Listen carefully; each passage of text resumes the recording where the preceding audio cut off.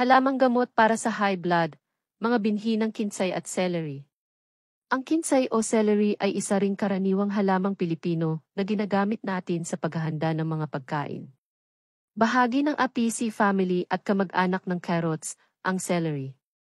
Sinasabi na mabisang halamang gamot ito para sa high blood. Ang isang dahilan kung bakit mabisa ito. Sapagkat nakatutulong ito para ma-relax ang tissues ng arterial walls at nagpapataas ng daloy ng dugo na nagpapababa ng presyon ng dugo. Para pag-aralan ang mga epekto ng kinsay sa hypertension. Ginamit ng isang pananaliksik sa China ang partisipasyon ng 16 na hypertensive patients. Binigyan sila ng mga mananaliksik ng celery juice na may halong pantay na bahagi ng honey. Ang mga pasyente ay umiinom ng humigit kumulang 8 ounces ng mixture thrice a day sa loob ng isang linggo. Ipinakita ng mga resulta na ang herb ay kapaki-pakinabang sa pagbabawas ng itin, hypertension, sa 14 na sa 16 na ng mga pasyente. Sinuri din ng isang pag-aaral ang mga epekto ng mga buto ng kinsay sa mataas na presyon ng dugo. Sa pag-aaral, ang mga mananaliksik ay nagbigay ng 37 hypertensive participants, 17 lalaki, 20 babae, ng 6 na grams ng powdered celery seeds. Pagkatapos, inihambing nila ang mga blood pressure readings bago at pagkatapos ng remedy. Sa kanilang pagsusuri, na-conclude ng mga mananaliksik na ang mga buto ay maaaring magamit bilang isang ligtas at epektibong treatment sa alta presyon. Gayunpaman, higit pang mga pag-aaral ang kailangan para ihambing ang mga epekto nito. Sa mga epekto ng mga umiiral na antihypertensive na gamot. Paano gamitin ang kinsay? Tulad ng bawang, maaari kang magdagdag ng kinsay sa maraming pagkain. Ngunit kung nais mong i-maximize ang antihypertensive effect nito, iminumungkahi ng mga eksperto na kumain ng humigit kumulang 4 na tangkay araw-araw. Ito'y katumbas ng humigit kumulang 1 tasa ng tinadtad na tangkay ng kinsay. Halamang gamot para sa high blood, cilantro o coriander. Ang isa pang karaniwang culinary ingredient ay ang cilantro o coriander. Sa tradisyonal na gamot, sikat din ito sa mga benepisyo nito sa gastrointestinal at cardiovascular.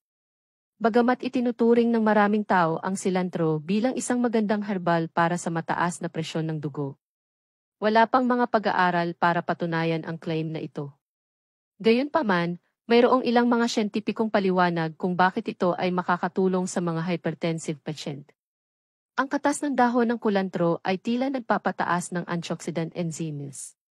Bukod pa rito, ang vasodilator effect nito ang kakayahang mag-dilate o palawakin ang mga vessels upang bawasan ang presyon ay well-established. Paano gamitin ang cilantro o coriander? Dahil ang antihypertensive effects nito ay hindi pa sinusuportahan ng mga pag-aaral. Hindi ipinapayong gamitin ang damong ito para gamutin ang mataas na presyon ng dugo. Gayunpaman, maaari mong ipagpatuloy ang paggamit nito bilang isang sangkap sa dishes at ay reap ang mahusay well-established ng vasodilatory effects. Maaari mong gamitin ang kulantro para magdagdag ng lasa sa iyong mga pagkain tulad ng curry. Ang ilang mga tao ay dinaragdag din ito sa kanilang baked goods. Sa wakas, maaari mong i-dry fry ang mga buto ng coriander. At pagkatapos ay gamitin ang mga ito para sa pag-aatsara o paggiling ang mga ito para sa curry paste. Halamang gamot para sa high blood, cilantro o coriander. Ang isa pang karaniwang culinary ingredient ay ang cilantro o coriander. Sa tradisyonal na gamot, sikat din ito sa mga benepisyo nito sa gastrointestinal at cardiovascular. Bagamat itinuturing ng maraming tao ang cilantro bilang isang magandang herbal para sa mataas na presyon ng dugo. Wala pang mga pag-aaral para patunayan ang claim na ito. Gayunpaman, mayroong ilang mga siyentipikong paliwanag kung bakit ito ay makakatulong sa mga hypertensive patient. Ang katas ng dahon ng kulantro ay tila nagpapataas ng antioxidant enzymes. Bukod pa rito, ang vasodilator effect nito ang kakayahang mag-dilate o palawakin ang mga vessels upang bawasan ang presyon. Garlic o bawang. Ang isang pangunahing halamang gamot para sa high blood, lalo na sa ating mga Pilipino, ay bawang. Sa ilang mga pag-aaral nakita na ang bawang ay maaaring makatulong sa maraming cardiovascular condition. Dahil pwede nito na mapabuti ang hyperlipidemia, nagpapataas ng cholesterol level, at hypertension. Nalaman ng isang pag-aaral na ang bawang ay maaaring makatulong sa mga pasyente na may mataas na systolic pressure. Gayunpaman, mukhang hindi ito nakaapekto sa participants na may normal na systolic pressure. Para ilagay ito sa perspektibo, ang mga researcher ay nagbigay ng bawang sa 40 mga pasyente, 20 sa mga may mataas na presyon ng dugo at ang iba ay ibinigay sa may normal na.